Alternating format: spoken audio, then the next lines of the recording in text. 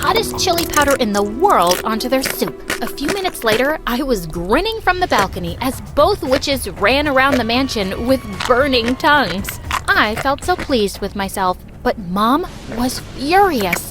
Mrs. Branson fired the cook because of what you did. I have no idea what you're talking about, Mom.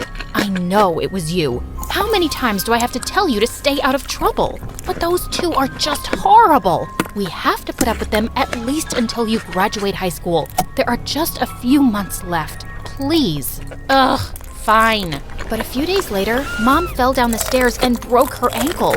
She couldn't walk for some months, so I had to take her place, which only made Candace happier because she could boss me around even more.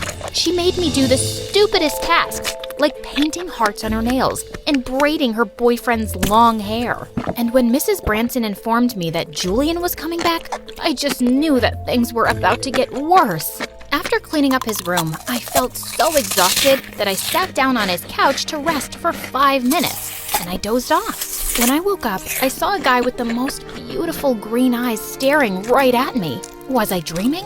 He looked so majestic. Hello, Buttface. Did you miss me? Buttface? That's what Julian used to call me. Oh, you're here. Sorry, I got so tired that I fell asleep. Seems like you were having a very interesting dream. Was it about me? Yeah, I dreamed that I was punching your liver. Still feisty as ever. Why are you in a maid's uniform? Where's your mom? She had a small accident, so I'm replacing her, temporarily. Now, if you'll excuse me, I still have a lot to do. Later that night, as I was serving their dinner, I noticed Julian's eyes following me everywhere. He even purposefully brushed his hand against mine. What was up with this jerk? And why had he turned out so fine? One night, I saw Mrs. Branson throwing out one of her branded bags in the trash just because it had a small stain.